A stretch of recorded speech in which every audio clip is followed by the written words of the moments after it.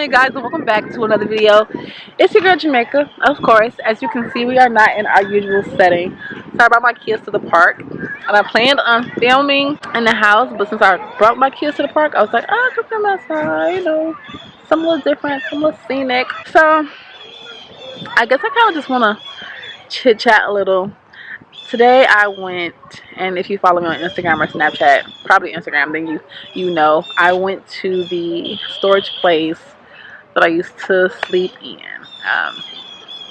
like 5 years ago, and I hadn't planned on doing it, but today I woke up, and after I had the dream that I won a lottery, that's the whole story, I felt like this heavy thing on my heart, and I was just like, I need to go. Because so many times I avoid, and I'm sure we all do this, we try to avoid things and thoughts and people and smells and foods and places that remind us or take us back to a moment in our life where we've had trauma or pain and have been hurt. And so I avoided going to a whole city in Bloomington just because I stayed at the public storage, and I also stayed at the hotel, which we'll go there.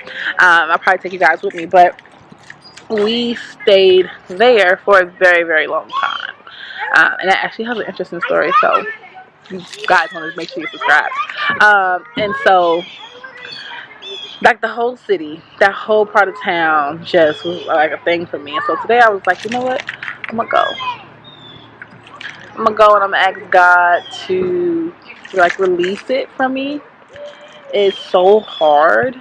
It was very hard. So even when I was on the expressway and I got off the expressway and I like pulled up, I was dealing with the fear of approaching it.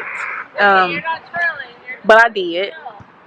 And I pulled up to it and I went in, and the lady was really, really sweet, and she was a new person, so she has no idea. And I asked her, I kind of told her, and I asked her, she's like, are you sure? And I'm like, yeah. And I went, and it was just so sad for me. It was so hard to, look at that space and be like, he slept in here. And I didn't take my son. I left my son in the car. But just going there, remembering having to, keep him quiet and washing him up and, trying to make it entertaining for him and tell a story. My son was so sweet. He was so humble. He was so, he didn't care. No, it was hard. But I went and I did it. I cannot say that I will ever be okay with probably going back. I'll probably be able to drive past it, but I don't know if I'll ever go back and do it again. What I am glad is that I do feel like that was a closure that I needed. Like leaving that space and knowing that I could actually leave and it wasn't my home and I didn't have to sleep there. I didn't have to be concerned about anything. Like that was big for me. So I was very, very happy that, I was able to go and leave and drive away and not walk or catch the bus or not figure out where I was going. Like that period in my life, it's so much pain and hurt and trauma attached to it. And piece by piece, month by month, year by year, I am breaking it down. And I'm happy that I have you all and my supporters on Instagram and Snapchat who constantly push me and motivate me and be like, oh, Jamaica, we're so proud of you. And it's such a blessing to be able to have that support that I appreciate so much. So I did cry a lot, not so much there, I cried there, but when I got home I really cried because it was really hard.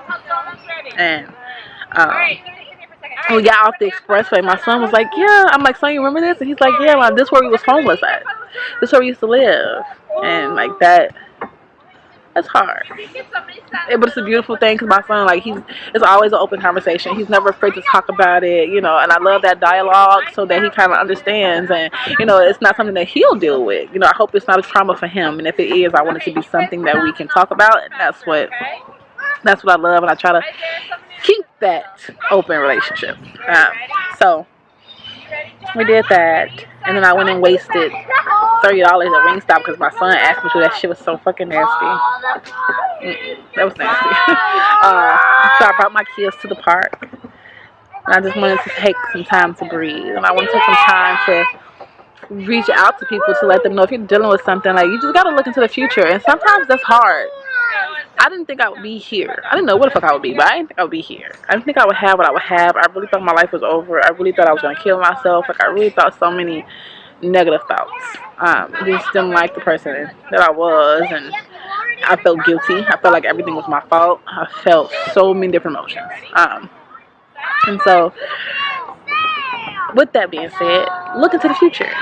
I know it's hard, and if you're in a place where you are no longer like in trauma and you're afraid to face it, don't be afraid to face it. Like, you gotta face it. You just gotta face it. I know it sounds crazy.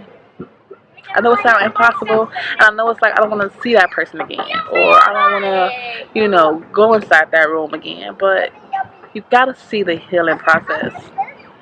You gotta see the healing process. It's part of my healing process. It should be part of yours, so that you're no longer triggered by it. I mean, I still do things with certain smells. Like, I can smell something and it'll immediately take me back to a memory, whether good or bad. I can see somebody and it'll take me back to a memory, whether good or bad. So we're gonna have those moments, and it's all about how we deal with those moments and what we see and how it affects us and how we deal with it. Hi, Bill. That's my sign. And so, I don't know. I'm happy I did it, but it did make me very sad today. It just gave me a lot of thoughts and a lot of emotions. But it is one thing that I'm overcoming and I'm working with. And PTSD is real. And, you know, just how you feel about yourself is real. All those things are real. So don't let nobody tell you, oh, you're not really suffering from PTSD, or that's not a real thing, or like your emotions don't count, or that they're not like serious, because they are. Every day I wake up sometimes and I'm fighting my PTSD. Some nights when I go to sleep, I'm fighting my PTSD.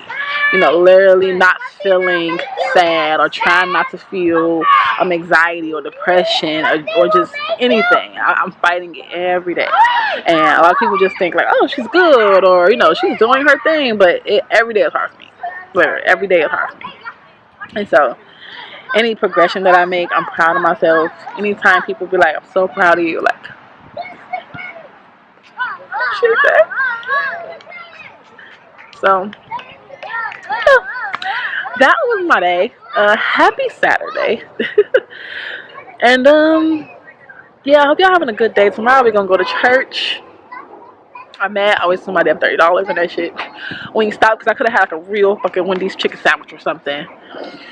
Now I got to go in the house and find me something to eat after I just spent $30 on something to eat. Ain't that crazy? Never again. So that's my thing. I just want to come on here and encourage anybody. You could do it. You could do it. You could do it. Rest in peace to Queen Elizabeth. Ain't it crazy? I just made a video about her and then she died. Okay, so look out for that follow-up video, because that's coming. We're gonna have laughter and, you know.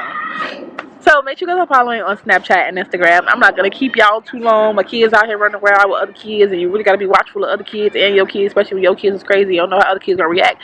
You know, y'all know the situation if you're a parent. So make sure you follow on Instagram and Snapchat. Make sure you are the M.A.I.C.A organization. I'm going to leave that link October 1st at 1 o'clock, Minneapolis. If you are here, then you need to be there. If you do not live here, please get here. The event is free. It's free. It's free. It's free. It's free. It's free. I would love to have you. I would love to share my support and see people in real life, and talk to people and hug people, or whatever the case may be. And yeah, I will see you guys in another video, the next video. If you see me on the streets, if you see me at this park right here, you know me, and we're doing it. Like, y'all see me, we out here. Don't be afraid to speak. Peace.